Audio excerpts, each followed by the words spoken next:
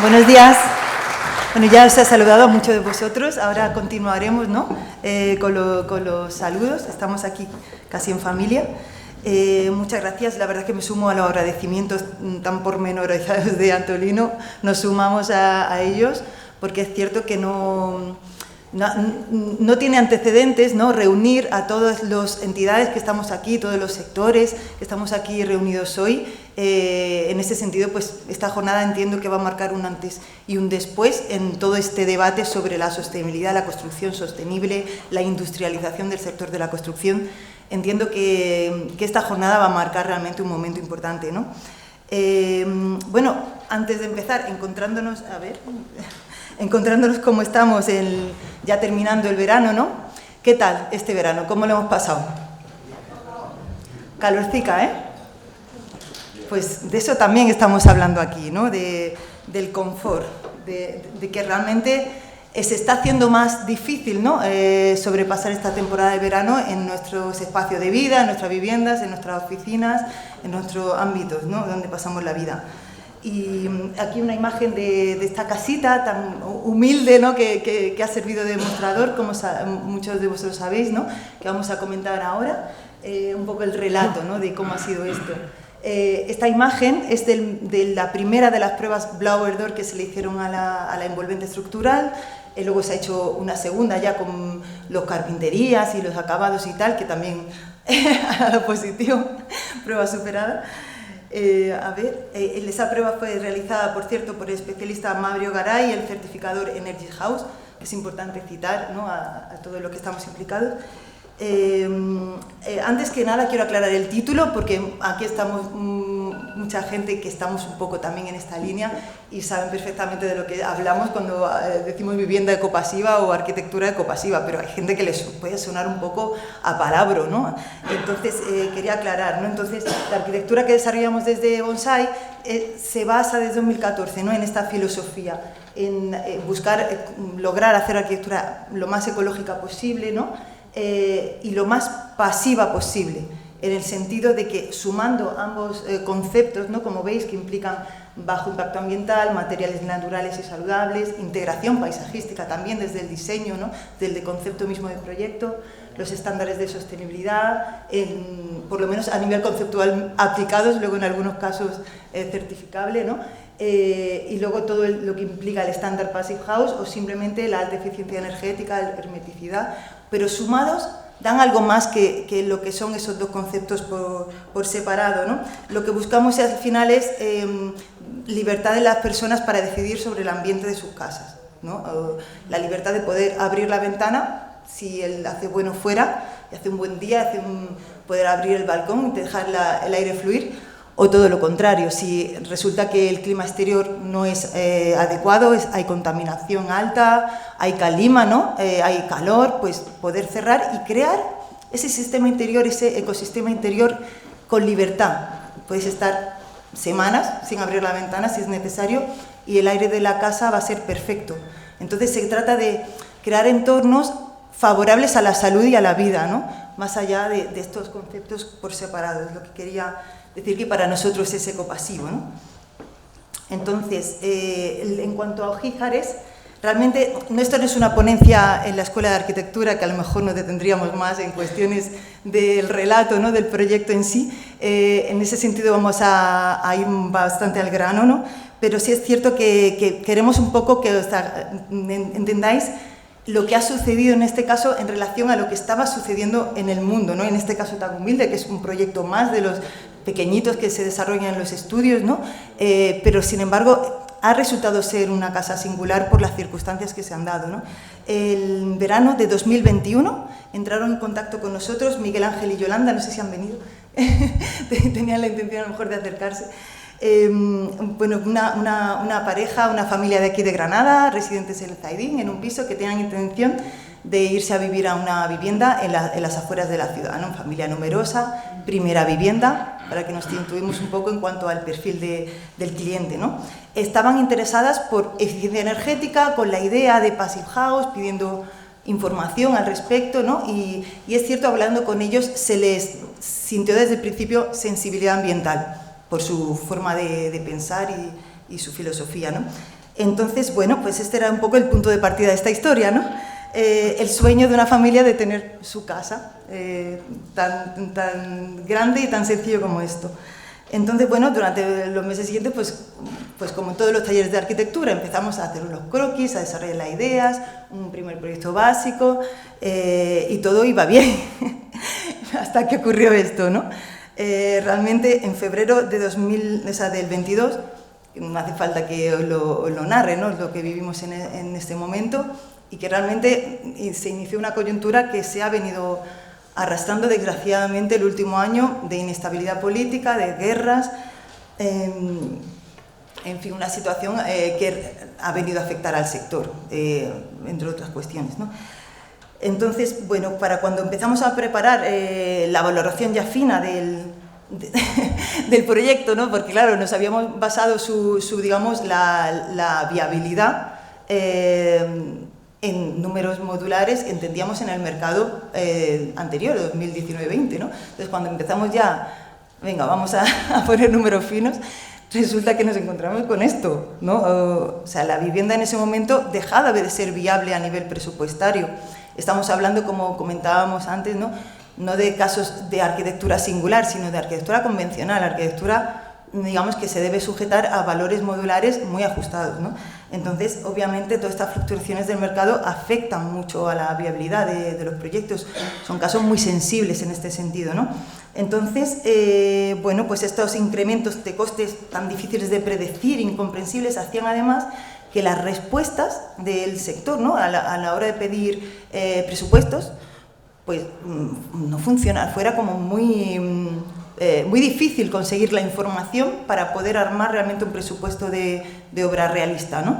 Entonces, en este contexto, ¿qué ocurrió? Hablamos con los promotores, vimos la situación y decidimos parar el plan de proyecto. Obviamente, siempre trabajamos con un cronograma, ¿no?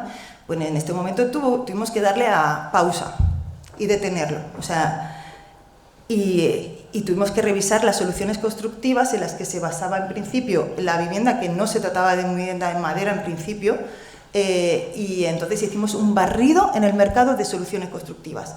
Analizamos hasta 8, incluyendo una de ellas, la tradicional de hormigón, pilares y forjados de hormigón armado y capuchina. Esa era una de ellas, pero había otras 7, ¿no? De entramado metálico ligero, hormigón prefabricado, piezas 2D o incluso 3D. Manejamos muchas opciones, por supuesto distintas opciones de bloques y luego entramado de madera, CLT, distintas opciones con soluciones combinadas, ¿no? de estructuras y envolventes estructurales de madera, ¿no? O sea, había 8, que obviamente no me da tiempo a contarlas, así que eso lo voy a pasar un poco por encima. Entonces, bueno, de ese barrido inicial, el concurso lo ganaron al principio 2, o sea, hubo dos preseleccionadas, digamos, 2 hipótesis. Una era con bloques Eaton y hormigón de vidrio, o sea, vidrio celular y muros de gran espesor, ¿no? Hicimos un proyecto básico adaptado con esta solución.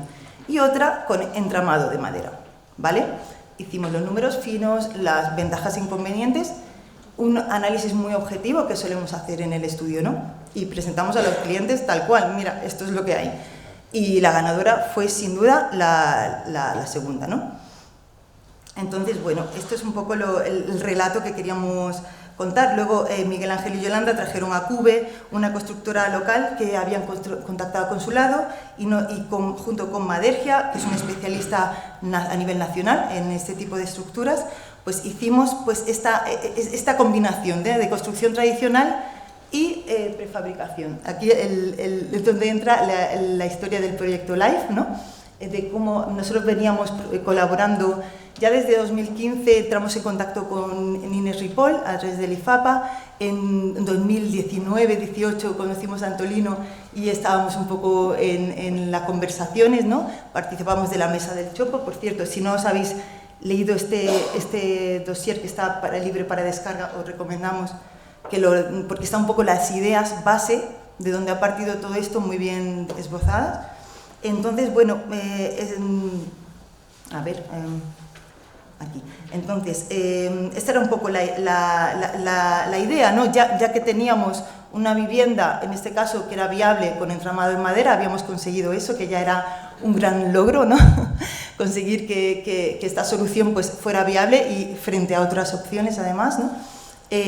Pues vimos la posibilidad de que sirviera de demostrador para el proyecto, donde se estaban desarrollando productos que para ser prototipados, para tener su marcado CE, necesitaban ser demostrados, ¿no? Necesitaban ser situados en demostradores, edificios de verdad, ¿no? Entonces surgió la idea de que parcialmente la estructura, concretamente este forjado que aparece, ¿no? Es el de la sala de estar, sustituir el abeto de la estructura de entramado base que teníamos por las vigas Mecelam, que ahora explicaremos en detalle, ¿no? En qué consisten, de manera que el edificio pudiera servir de demostrador.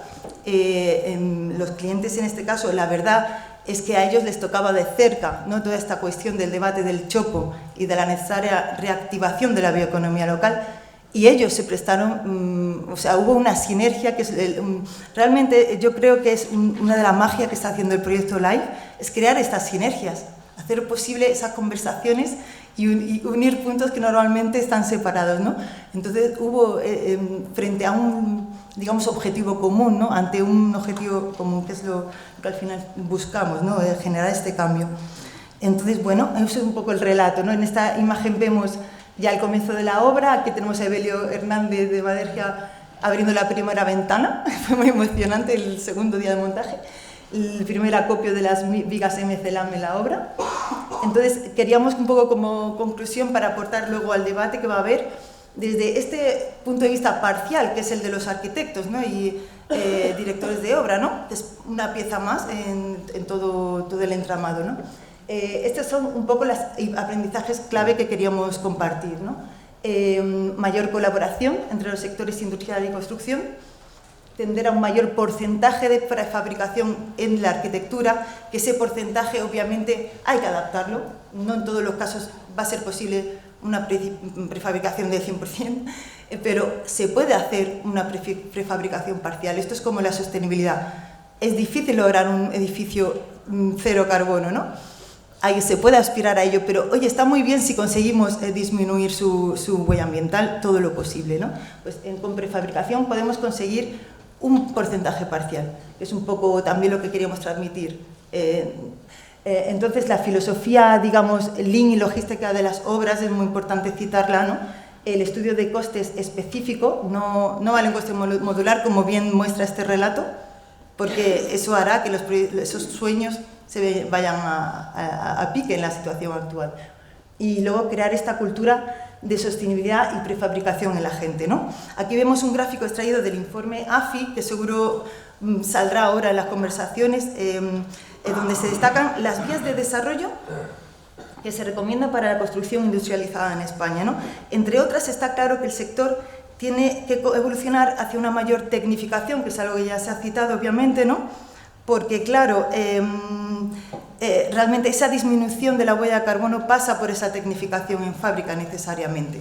Entonces, realmente, si quieres al final convertir una construcción tradicional de ladrillo capuchina en passive house, se puede, lo sabemos, pero a base de parchearlo y de extender digamos, el plan de obra muchísimo, un periodo innecesario, ¿no? Y luego de aumentar su huella de carbono a base de productos que sirven para eso, para parchear el edificio, cuando realmente se puede lograr, digamos, esa hermeticidad desde el principio sin necesidad de todo esto, ¿no? Entonces, en el caso de Ojíjares, claro, lo que nos parece muy interesante transmitir, ¿no? Como aprendizaje, es que todas estas ventajas que trae, ya lo hemos experimentado con el CLT también, ¿no? El construir con madera tiene muchas ventajas desde el punto de vista de lograr una vivienda eficiente energéticamente, una vivienda que se ejecute rápido, y luego tener mayor previsión de precios, porque es muy difícil, ¿no? En el momento actual hacer una valoración de aquí a un año, no se sabe muy bien lo que va a pasar de aquí a un año, ¿no? Entonces, bueno, esa tecnificación tiene esas ventajas, ¿no? A ver, entonces para esto, bueno, el traje del emperador para nosotros aquí en el sector local es la logística. no nos valen planes de obra elásticos, no nos valen. O sea, el momento en que empieza la obra ya todo tiene que estar trazado y para eso tiene que haber una buena logística y una buena orquestación, digamos, en el momento de la ejecución de la obra y luego esa coordinación entre la fábrica, porque el edificio, no olvidamos, empieza a construirse en la fábrica, deslocalizado, ¿no? Y luego la obra. Entonces, esto es lo que hace que pues, el edificio del centro de CLT que hicimos hace 10 años se hiciera en 7 meses. Y fue imposible hace 10 años, imaginaos ahora, ¿no? Con todo lo que hemos avanzado. Entonces, realmente una vivienda logísticamente bien calculada se podría hacer perfectamente en 3 meses. Y no estamos diciendo ninguna barbaridad. Esta es la magia de la prefabricación, ¿no? Entonces, bueno, aquí con la visita del equipo de proyecto Live with for Future, voy a dejarlo aquí porque ya se ha llegado el tiempo. Creo que es una buena manera de finalizar la presentación. Entonces, este día fue la verdad muy bonito porque realmente significó al comienzo de la obra pues, un poco asentar esta esperanza hacia el futuro que supone el proyecto Live. Y bueno, yo creo que seguiremos en el debate compartiendo más ideas. Os agradezco mucho vuestra presencia aquí y nada, que continúe el debate.